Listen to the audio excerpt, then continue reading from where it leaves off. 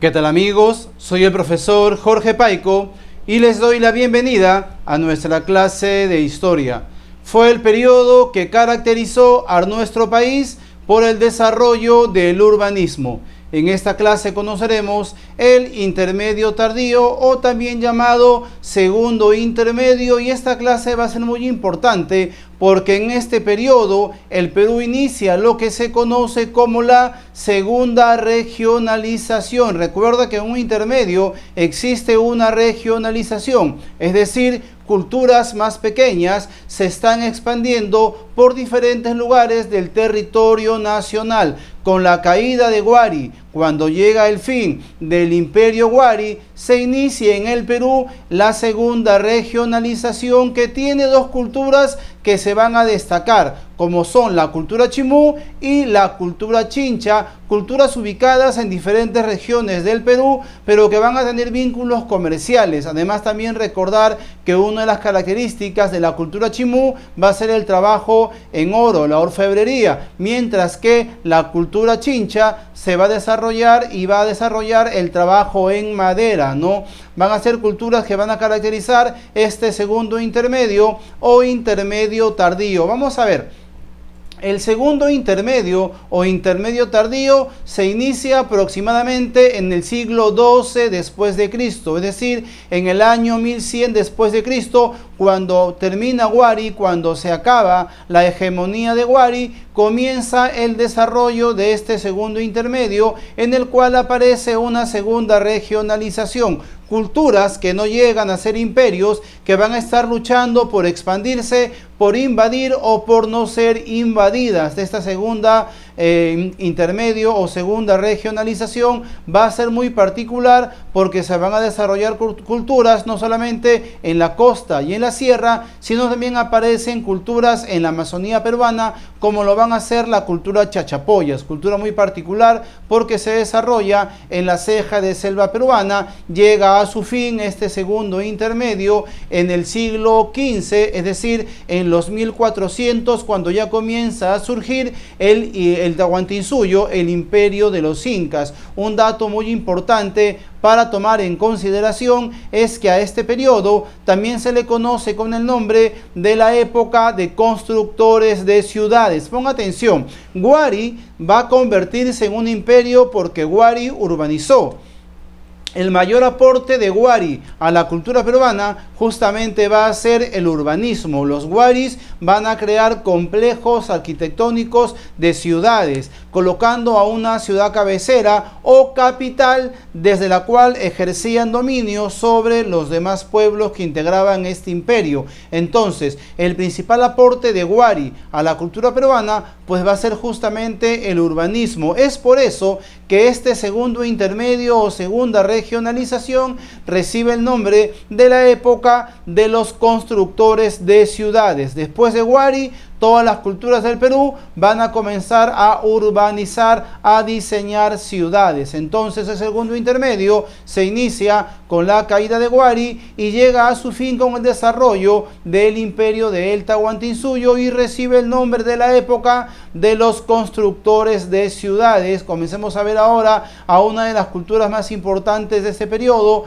como lo fue la cultura chimú ubicada en el departamento de La Libertad, en la costa norte peruana. En la ubicación de Chimú va a ser al norte del Perú, en el valle del río Moche, en el departamento de La Libertad. Va a enfrentarse a un clima bastante complicado, a una tierra bastante complicada para desarrollar la agricultura. La agricultura chimú va a ser muy diferente a la de otras culturas del Perú. ¿Por qué? Porque se va a ubicar en una región bastante complicada para desarrollar agricultura, como lo es la costa del norte peruano. Es más, el desierto más grande del Perú es el desierto de Sechura, en Piura. Justamente lo árido de esta región hacía tan complicado el desarrollo de la agricultura. Por eso es que los chimú van a desarrollar técnicas agrícolas que los van a diferenciar de otros pueblos peruanos. Políticamente fue un estado militarista y teocrático, es decir, fue un estado que también buscaba expandirse, ¿no? Se caracterizó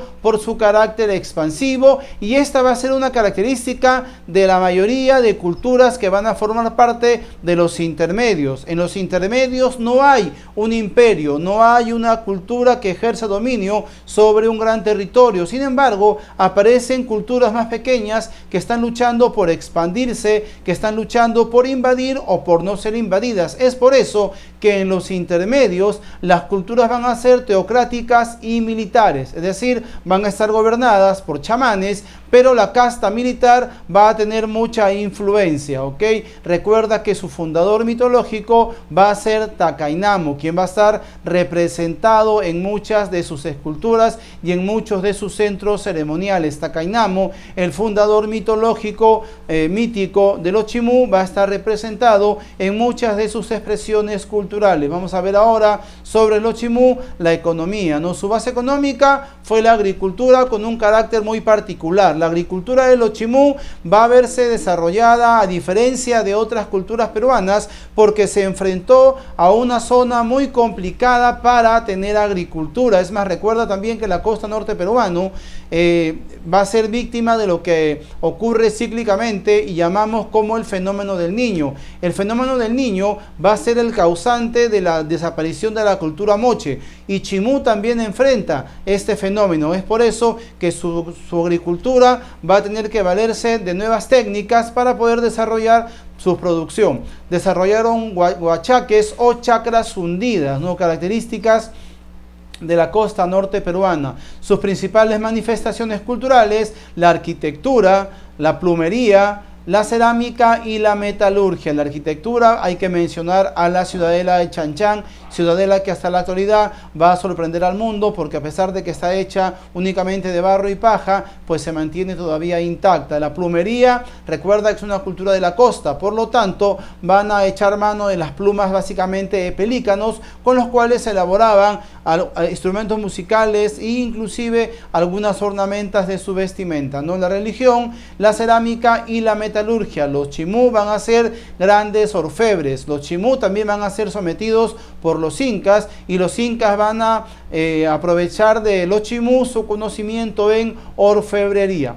Y comencemos ahora a conocer lo que fue la cultura chincha, una cultura muy importante para el desarrollo de la economía y el comercio en el Perú. Se van a ubicar originalmente en el Valle de Cañete, se van a extender desde Lima hasta Arequipa. La cultura chincha se va a desarrollar de manera nuclear en el Valle de Cañete, principalmente en el Valle de Chincha, pero su área de expansión va a ser desde Lima hasta Arequipa. Se van a extender por gran parte de la costa peruana. Su cronología aparece aproximadamente en el año 1100 después de Cristo. En el año 1460 fueron conquistados por el Inca Pachacútec y van a integrarse de manera definitiva al imperio del Tahuantinsuyo durante el gobierno del Inca Tupac Yupanqui. Ponga atención, los chincha aparecen sobre territorio peruano aproximadamente en el año 1100 después de Cristo. En el año 1460 van a ser invadidos por los incas durante el gobierno del Inca Pachacútec y se integran de manera definitiva al Tahuantinsuyo durante el gobierno del Inca Tupac Yupanqui. Y para los incas los chincha van a ser muy importantes por varios motivos. El primero, porque los chincha van a ser de los primeros en trabajar la madera. Los chincha van a ser de los primeros en trabajar la madera. Y en segundo lugar, por esta característica que tiene que ver con los viajes chincha. Los chincha van a ubicarse en la costa norte en la costa sur del Perú. Sin embargo, van a tener acceso a productos de otras regiones. ¿Y cómo hacían esto? Por los viajes que hacían los chincha. Los chincha van a conseguir productos de la costa norte peruana, llegando inclusive hasta Ecuador. ¿Y cómo lo hacían? Por las travesías comerciales. Los chincha van a desarrollar rutas de comercio a través de la navegación y estos son los que van a conseguir pues productos de la costa norte peruana, inclusive llegando hasta Ecuador. Por eso es que van a ser el reino chincha va a ser muy importante para el desarrollo del Tahuantinsuyo. Su sociedad estaba conformado por la nobleza, en los cuales estaban primero los sacerdotes y después los militares, y el pueblo en segundo lugar, que estaba conformado por mercaderes, artesanos, pescadores y campesinos. Sus aportes más importantes: la cerámica, y las rutas de comercio, especialmente las rutas de comercio, ¿no? Estos son los viajeros chincha que van a desarrollar rutas de comercio a través de la navegación. Y hablemos ahora por un momento de lo que fue la cultura chincha, la cultura chanca. Los chancas, un pueblo dedicado a la agricultura, pero básicamente con un carácter militar. No tuvieron gran desarrollo económico ni gran desarrollo científico, pero van a ser una cultura militar que se enfrentó a los incas. No los van a vencer, pero logran detener su expansión. Con la derrota de los chancas se inicia el desarrollo territorial del Tahuantinsuyo. Los chancas, una cultura que aparece en Apurímac, entre Apurímac y Ayacucho, y su centro principal se ubicó en Andahuaylas. Fue un estado agrícola con tendencia militar, y con la derrota de los chancas se inicia la hegemonía del Tahuantinsuyo. Es el inca Pachacútec quien diseña la estrategia para derrotar a los chancas. Bien amigos, si hay preguntas pueden comenzar a realizarlas.